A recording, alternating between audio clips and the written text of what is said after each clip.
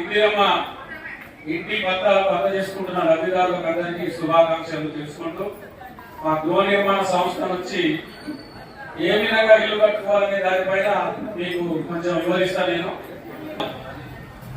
జాగా మొత్తం క్లీన్ చేసుకున్న తర్వాత మన వార్డ్ ఆఫీసర్ గారు వచ్చి మార్కింగ్ ఇస్తారు.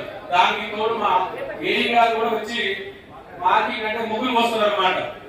తొందరపడి మాత్రం ఎవరైనా ఇంటి మంజూరు పత్రాలు తీసుకొని వెళ్ళి మాకు మంజూరు పత్రం వచ్చింది కదా అని చెప్పేసి జేసీబీతో గుంతలు దూకొని సొంతంగా మాత్రం ముగ్గు పోసుకొని ఎలాంటి క్యాప్చర్ చేయకుండా ఉంటే మాత్రం చాలా ఇబ్బంది పడుతుంది.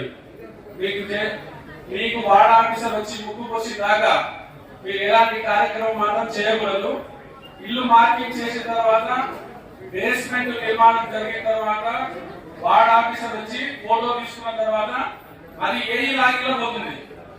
ఏఈ లాగిలో పోయిన తర్వాత బేస్మెంట్ పూర్తయిన తర్వాత ఏఈ లాగి పోయిన ఏఈ తర్వాత వచ్చి డిఈ వస్తుంది.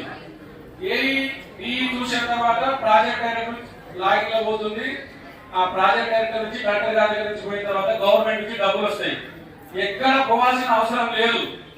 మీ మార్కౌట్ చేసేటప్పుడు బ్యాంక్ డీటెయిల్స్ మొత్తం మీ వార్డ్ ఆఫీసర్ అందజేస్తే ఆన్లైన్ లో మొత్తం ఫీడింగ్ చేస్తారు సెల్ ఫోన్ లో.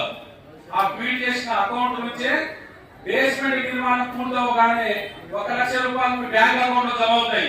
ఎవరి దగ్గర పోయి అడగాల్సిన అవసరం లేదు. డైరెక్ట్ హైదరాబాద్ నుంచి మొత్తం ఎన్ఈఎం ఎఫ్టీ దాకా డైరెక్ట్ అకౌంట్ లో జమ అవుతాయి. బేస్మెంట్ అయిపోయిన తర్వాత గోడల నిర్మాణం పూర్తవుతే మళ్ళీ మన వార్డ్ ఆఫీసర్ వచ్చి ఫోటో తీసుకున్న తర్వాత మళ్ళీ 1 లక్ష రూపాయలు మీ అకౌంట్ లో జమ అవుతాయి.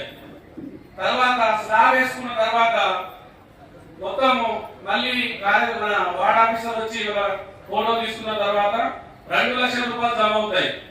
దాని తర్వాత ఫినిషింగ్ కి మొత్తం గోడలు కంప్లీట్ చేసుకున్న తర్వాత 1 లక్ష రూపాయలు జమ అవుతాయి. మొత్తం ఏంటంటే 5 లక్షల రూపాయలు మన లబ్ధిదారునికి అందుతాయి. ఈ 5 లక్షల రూపాయలు భారతదేశంలో ఏ రాష్ట్రంలో కూడా 5 లక్షల రూపాయలు ఈ గృహ నిర్మాణ సంస్థకు చెల్లించేది ఎవరు లేరు.